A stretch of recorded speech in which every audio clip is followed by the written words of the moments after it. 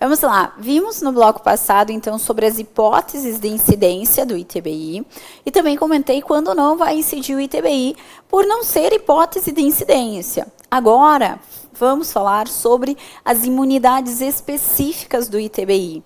Quando a Constituição Federal diz que não pode incidir o ITBI. A primeira imunidade são duas. A primeira imunidade está no artigo 156, parágrafo 2º, inciso 1 da Constituição Federal. Acompanhe, por gentileza. Diz o seguinte: não incide sobre a transmissão de bens ou direitos incorporados ao patrimônio da pessoa jurídica em realização de capital, nem sobre a transmissão de bens ou direitos decorrente de fusão, incorporação, cisão ou extinção de pessoa jurídica, salvo se, nesses casos, a atividade preponderante do adquirente for a compra e venda desses bens ou direitos, locação de bens imóveis ou arrendamento mercantil. Então, atenção, veja. Opa, deixa eu voltar aqui.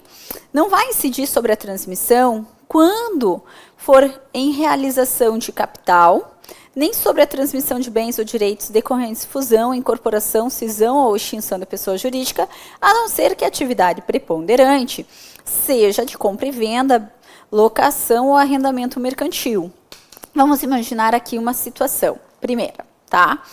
Quando eu falo de realização de capital, ora, na verdade, imagine que nós iremos aqui formar uma sociedade de advogados, que então fica bem claro que a minha atividade preponderante não vai ser compra e venda, não vai ser locação e nem arrendamento mercantil de imóvel, vai ser a advocacia. Para formarmos a nossa sociedade, digamos que o capital social seja de R$200 mil. Você entra com R$100 mil e eu digo, olha, eu não tenho R$100 mil em dinheiro, mas eu tenho um imóvel que vale R$100 mil, então eu posso transferir esse imóvel para a nossa sociedade até para ser a sede do nosso escritório. Então, essa transmissão de bem imóvel em razão de realização de capital, em que sai da minha propriedade, Josiane, e vai para a nossa sociedade, não vai incidir o ITBI, há uma imunidade. Da mesma forma, se houvesse uma fusão, incorporação, cisão ou extinção de pessoa jurídica, mas desde que a atividade preponderante não corresponda à compra e venda, locação e arrendamento mercantil de bem imóvel. Aí vem a pergunta, como é que eu vou saber se a atividade preponderante não é compra e venda, locação e arrendamento mercantil? No nosso exemplo aqui ficou bem claro, uma sociedade de advocacia. Mas quem responde a essa nossa pergunta, na verdade, para eu saber o que vai ser a atividade preponderante, é o artigo 36 e 37 do Código Tributário Nacional. Então, tanto o artigo 36 como o artigo 37, eles vão dizer. O artigo 36, ele diz o seguinte: quando a receita bruta operacional for superior a 50% decorrente da compra e venda, locação e arrendamento mercantil, aí eu considero que essa é a atividade preponderante. Então, vai ser considerada atividade preponderante quando ultrapassar a 50% da receita bruta operacional. E o artigo 37 vem nos explicando como é que eu vou verificar se a minha receita bruta operacional ultrapassou a 50% referente à compra e venda, alocação e arrendamento mercantil. Determina-se que, se a sociedade já é existente, ou seja, se você já tem uma sociedade com um outro colega e eu agora quero ingressar nessa sociedade já existente, será verificados os 2 anos anteriores e os 2 anos posteriores. Então, o fisco vai olhar para os 2 anos anteriores. Não, a atividade preponderante não era de compra e venda, locação, arrendamento mercantil. Mas isso não é suficiente para dizer que está imune do ITBI. Serão observados ainda os 2 anos subsequentes, porque, de repente, a partir dessa minha entrada ali, pode virar objeto social e termos aí uma atividade preponderante de compra e venda, locação e arrendamento mercantil. Então, os 2 anos subsequentes também serão observados. Então, trata-se, na verdade, da chamada imunidade condicionada, porque durante 2 anos ainda serão observados se não tenham como atividade preponderante a compra e venda, alocação, arrendamento mercantil. Se verificar que, com o transcorrer dos 2 anos, foi essa minha atividade preponderante, aí o fisco vai me cobrar o ITBI. E quando é referente a uma sociedade que acaba de ser instaurada? Porque se já existia a sociedade, você viu, olha-se para os 2 anos anteriores e para os 2 anos subsequentes. Mas quando está sendo montada agora a sociedade, nós vamos agora ingressar na sociedade. Aí serão observados só os anos subsequentes, mas aí aumenta para 3. Não ficam somente os 2 anos subsequentes. Se a sociedade acabou de ser instaurada, devem ser observados os 3 anos subsequentes. Certo? Então, cuidado com isso na prova, que também, claro, pode ser objeto de pergunta.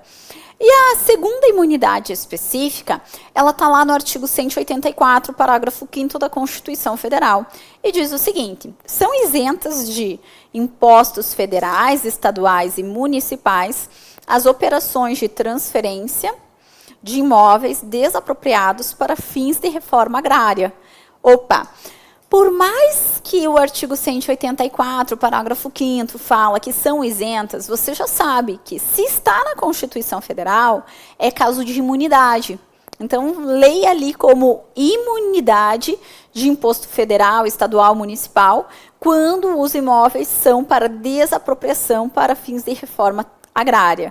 Então, se eu tenho um imóvel meu que a União, de repente, ela pega para fins de reforma agrária, a imunidade, ela não vai ter que recolher o ITBI. Essa imunidade específica do artigo 184, parágrafo 5º da Constituição, até é uma imunidade que muitos dizem que nem precisaria estar ali, em razão já da imunidade recíproca que nós estudamos, prevista lá pelo 150, inciso 6, alineada à Constituição, que diz que é vedado aos entes federativos cobrarem impostos um dos outros com relação à renda, patrimônio e serviços. Então, é claro que se eu já tenho a imunidade recíproca, a União realmente não iria ter que pagar nenhum imposto para o município, em razão do 150, inciso 6, alineada à Constituição. Mas, pelo bem e pelo mal, temos ainda essa imunidade específica, talvez para que não reste nenhuma dúvida, prevista pelo 184, parágrafo 5º, para dizer, se o imóvel está sendo adquirido para fins de reforma agrária, ou ocorreu a desapropriação, não incidirá os impostos federais, estaduais e municipais, no caso, nem mesmo ITBI.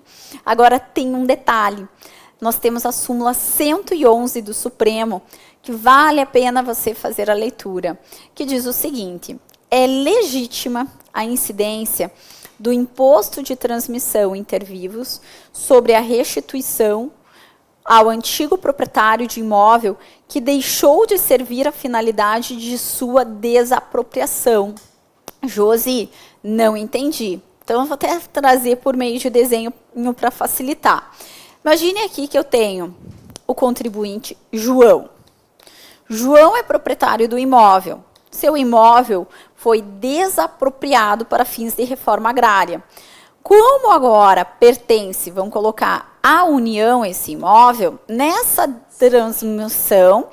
transmissão que sai de João, que era proprietário, agora vai para a União para fins de reforma agrária, eu tenho o artigo 184, parágrafo 5º da Constituição, que diz, não incide ITBI. Ok. Mas se por alguma razão o imóvel volta para o antigo proprietário, não foi cumprida aqui a reforma agrária, voltou, passa da propriedade da União e é transmitida para a propriedade de João.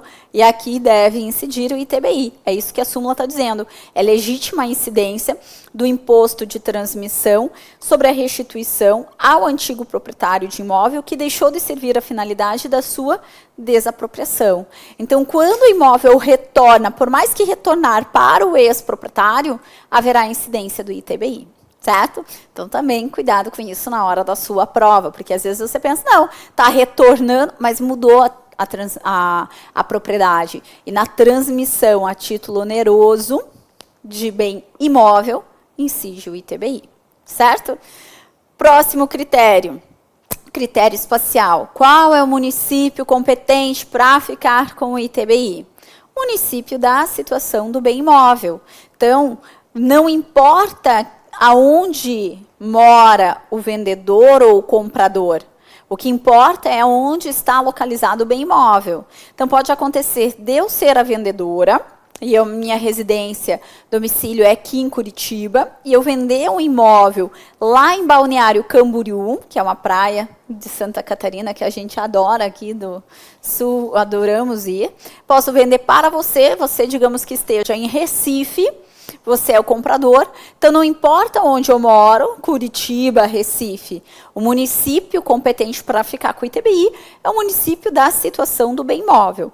Isso pode ser objeto de pergunta bem nesse probleminha mesmo que eu trouxe a vocês. Dependendo das provas de concurso, até a FCC já está elaborando probleminha para trazer e verificar o teu raciocínio jurídico-tributário. Mas tranquilo. Quanto ao critério temporal, aqui podemos ter pegadinha. O critério temporal é o momento em que eu considero ocorrido o fato gerador. E aí?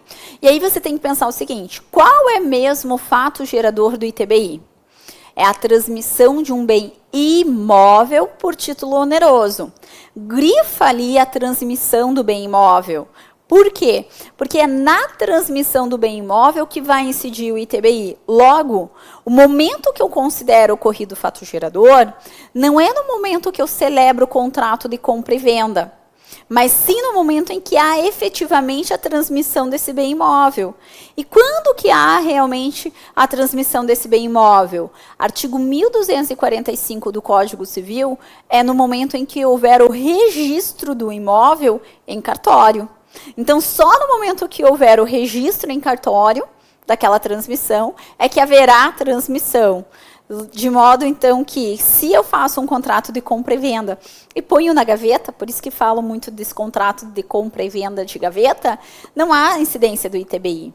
Por isso que só pode ter a incidência no momento do registro em cartório, porque é nesse momento que nós temos, portanto, a transmissão do bem imóvel no Brasil. O contrato, o momento em que eu celebrei o contrato de compra e venda, na verdade, não é o fato gerador do ITBI. É só no momento da transmissão que ocorre com o registro em cartório, certo? O que mais que eu tenho que saber sobre o ITBI? Vamos lá. Critério pessoal. Vamos de sujeito ativo e sujeito passivo. Sujeito ativo coincide com o critério espacial, logo, é o município em que estiver situado o bem imóvel. Agora, o sujeito passivo. Quem deve pagar o ITBI? Eu sei que muitos de vocês já devem estar pensando, o comprador do imóvel. Mas cuidado, cuidado por quê? Porque o artigo 42 do Código Tributário Nacional diz que cabe à lei municipal estabelecer quem vai pagar o ITBI. É claro que, na maioria das vezes, o legislador realmente elege o comprador como contribuinte do ITBI.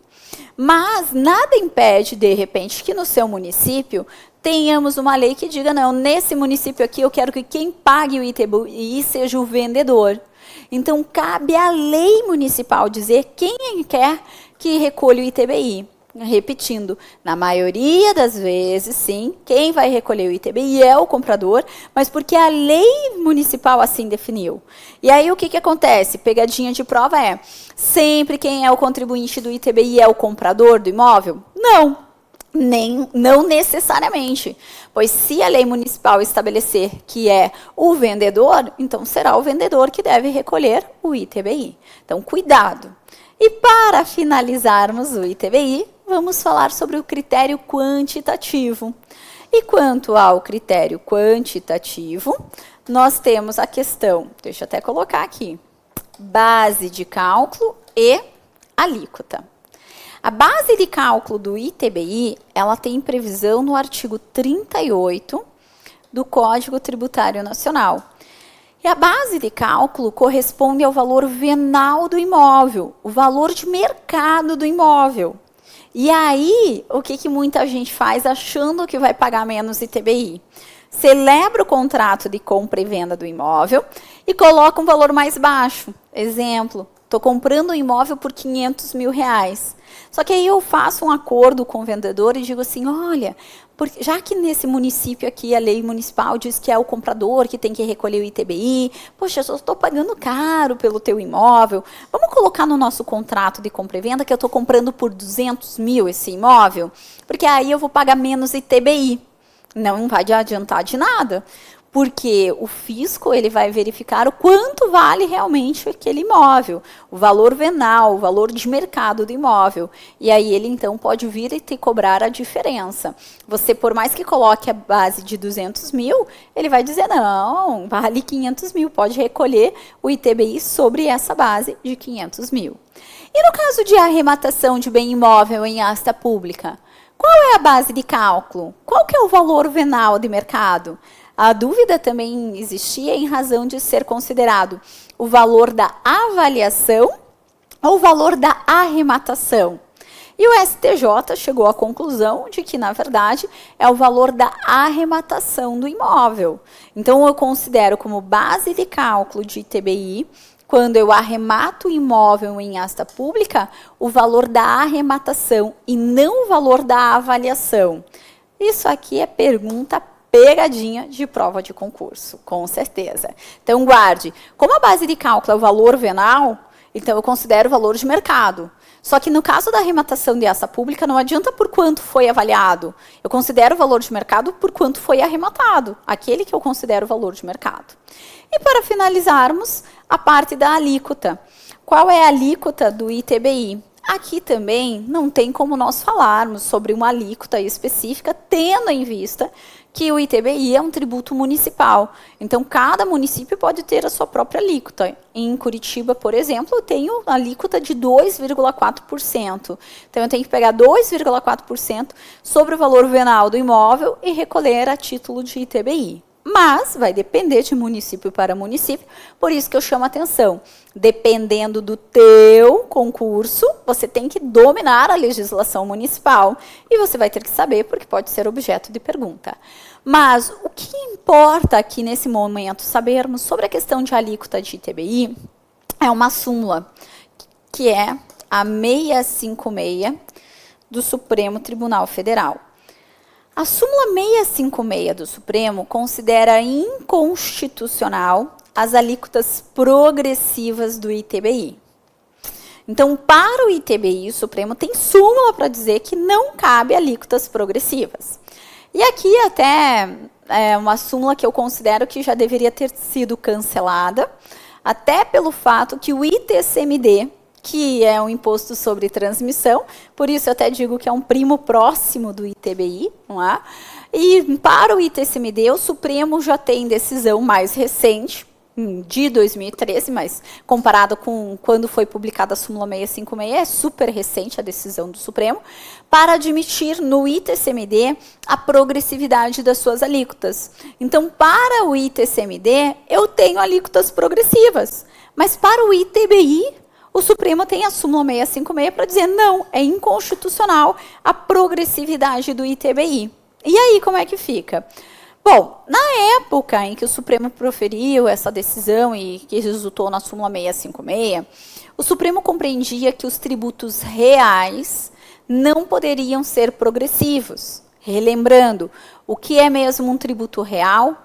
É aquele que leva em consideração os atributos da coisa, diferentemente dos tributos pessoais, que levam em consideração os atributos da pessoa. Exemplo de tributo pessoal, imposto de renda, que está preocupado com quanto a pessoa ganha. E o tributo real não está nem aí para a pessoa, está preocupado com a coisa. E o ITBI, o ITCMD, o IPTU, o IPVA são tributos reais. E quando o Supremo publicou essa súmula, ele entendia que os tributos reais não poderiam ser progressivos. Na época até foi questionado, mas por que o IPTU, que é tributo real, pode ser progressivo? E o Supremo disse, porque o IPTU tem previsão expressa na Constituição sobre a sua progressividade. Como o ITBI não tem previsão expressa, então deixa que eu decido, eu resolvo aqui, então eu entendo que não cabe a progressividade. Ok, só que com o passar do tempo, o Supremo se viu diante de um caso para dizer se caberia ou não a progressividade, que é justamente do ITCMD, que é outro tributo real. E naquela ocasião, o Supremo, até o ministro Marco Aurélio era o relator do caso, ele disse o seguinte, olha, considerando que a progressividade é um instrumento para alcançarmos a capacidade contributiva, e que a capacidade contributiva é corolário da isonomia, em que todo mundo tem que ser tratado de forma igual e só cabe o tratamento diferenciado quando for realmente diferente. E como a isonomia não tem exceção, então compreendo que todos os impostos, ainda que reais, possam ser sim progressivos. No caso, o ITCMD pode ser progressivo. E aí eu tenho uma outra decisão, né, do Supremo para dizer o ITCMD, que também é real, que também é imposto sobre transmissão, ele pode ser progressivo. E então eu achei que essa súmula seria cancelada, mas veja, de 2013 até hoje, 2019, tem muito chão e até hoje não foi considerada cancelada essa súmula. E mais, desde 2017, salvo engano, o ministro Luiz Edson Fachin, ele tem proferido decisões quando o assunto é progressividade de impostos, para dizer que ele entende que qualquer imposto realmente possa ser progressivo, em razão justamente de ser um instrumento para alcançarmos a capacidade contributiva e que é corolário da isonomia. Mas por mais que as decisões estão mais avançadas, eu não posso deixar de considerar aqui essa súmula 656 do Supremo Tribunal Federal, que diz que no caso do ITBI é inconstitucional a progressividade. Fica aqui para vocês poderem estudar e resolver questões, certo? Bom, quanto ao ITBI também, é isso de mais importante que tem sido cobrado em provas de concurso.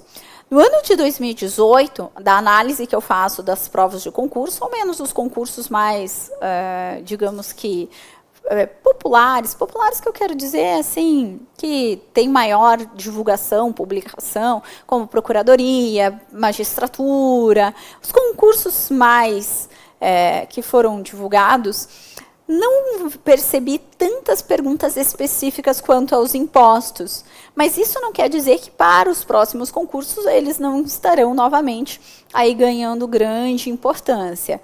Então, por isso que vale a pena aprofundarmos, fazermos a leitura, porque isso pode cair. Certo? Passamos então para a análise do nosso último imposto municipal. Vamos de ISS? Então, vamos lá. Para falarmos sobre o ISS, separe previsão legal. Artigo 156, inciso 3 da Constituição Federal e Lei Complementar 116 de 2003. O que nós temos sobre o ISS? Imposto sobre serviços de qualquer natureza. Vamos lá. Feita a previsão legal, vamos para o critério material. O critério material, ele está no artigo 156, inciso 3 da Constituição Federal.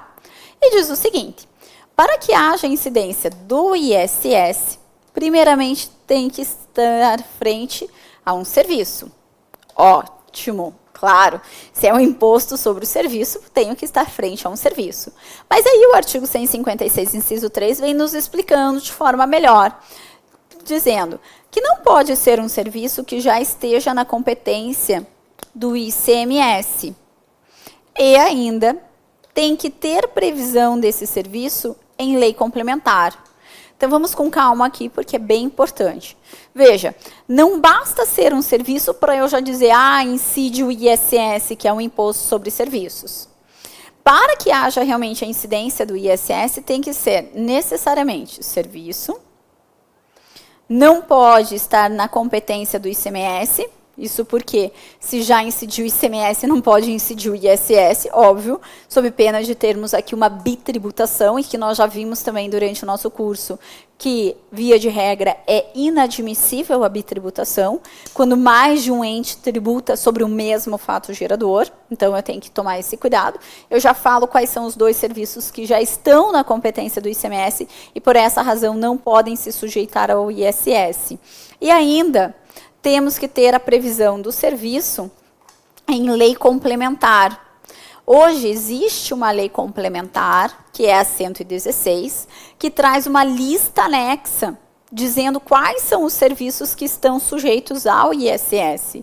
E aí eu sempre tenho que fazer essa verificação para saber se aquele serviço está sujeito realmente ao ISS, por existir previsão na lista anexa à Lei Complementar 116. Mas vamos com calma, como eu disse. Primeiro, quais são os 2 serviços já que eu sei que não se sujeitam ao ISS por já estarem na competência do ICMS?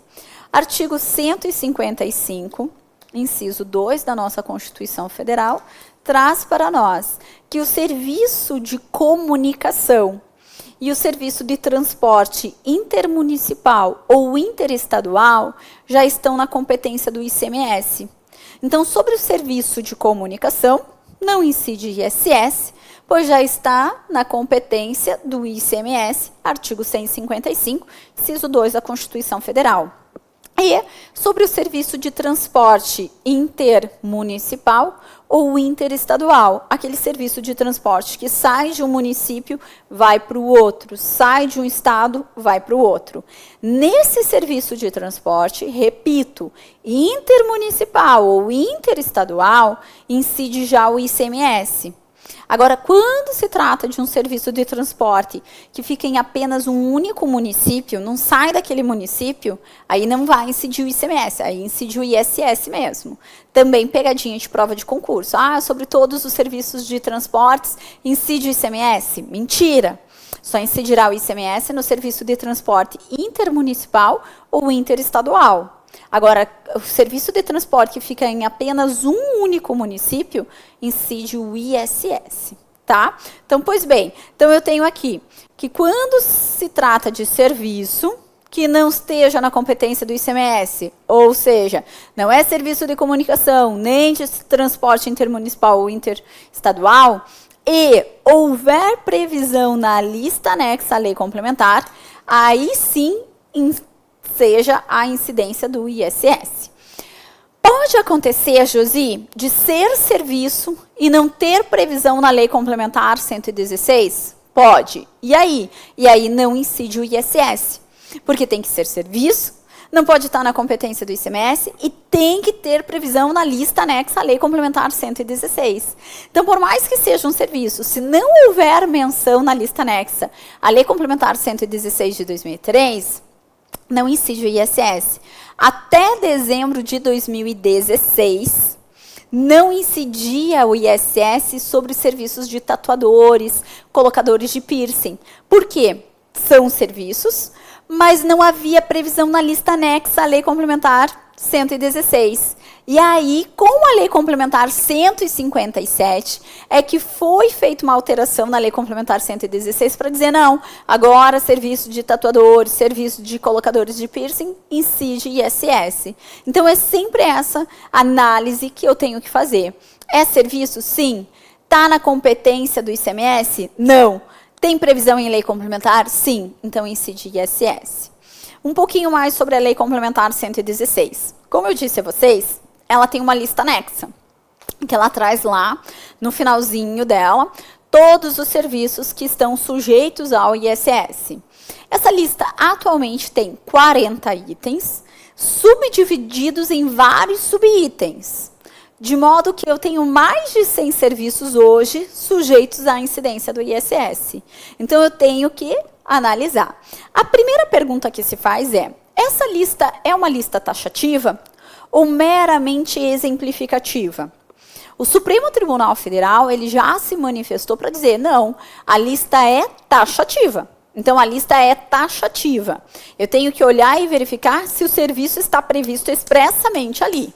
No entanto, essa lista admite uma interpretação um pouquinho extensiva, quando há no item a palavra e serviços congêneres. Não entendi, Josi? O serviço aqui, exemplo que sempre cai em prova de concurso. Serviço bancário.